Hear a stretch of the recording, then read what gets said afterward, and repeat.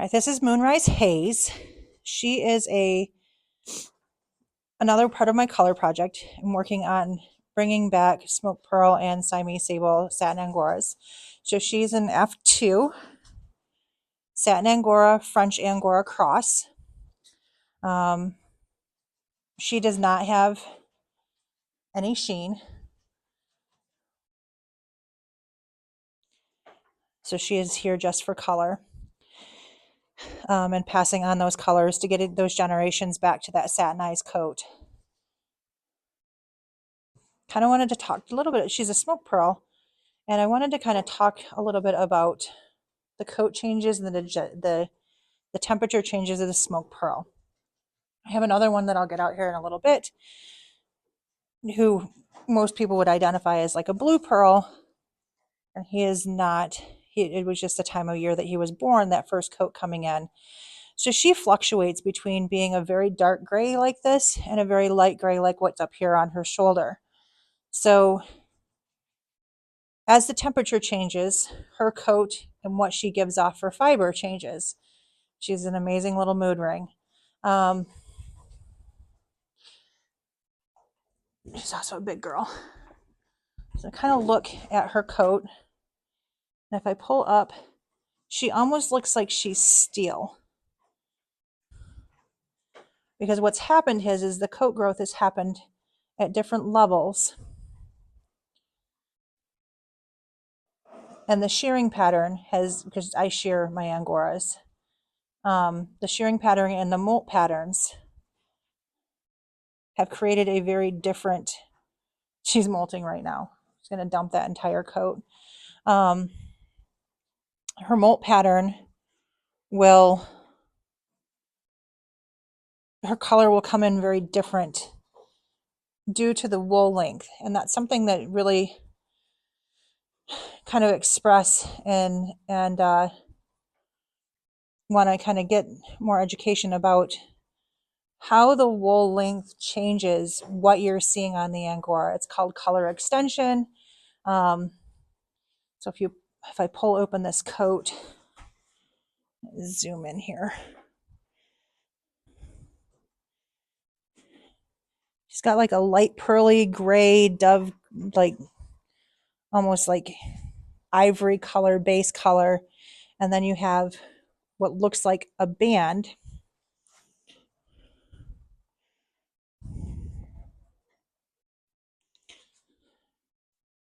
here. And then you have another coat growth. And then you have the final coat growth on the end that was part of her last coat. Oh, zoom in on that. So she has like so many different colors here. A lot of people confuse the Smoke Pearl for steels. And so then they have stuff that pops out like her, and they just assume that it's because people misidentified a steel, when in the reality, when you're looking at an Angora and they're coloring at their face. So if you look, she has that very deep saddle across her face and that flushing of shaded coloring along the sides, the dark ears, coming into the shoulder. And when I go to take her coat off, you look here, that's all new growth. So she's going to come in with a really dark coat for the winter. And then she'll have this lighter shaded coat in the spring and summer.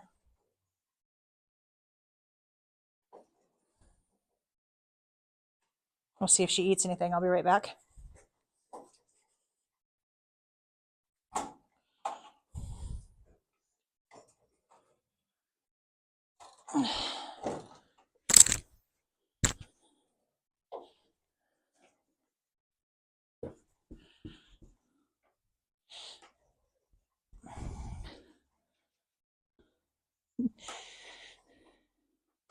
So he very much identifies as like a lilac or a blue pearl.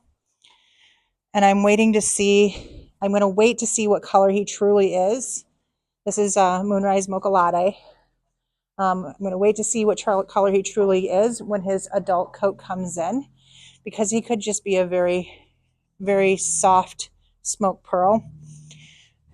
'Cause right now I've got his undercoat open, but if you look at her undercoat, it also has that very light pale coat. So we'll have to see what he turns into. Any suggestions? I want to say that he's just a pearl, but knowing his genetics behind him, I'm not entirely sure that's what he is.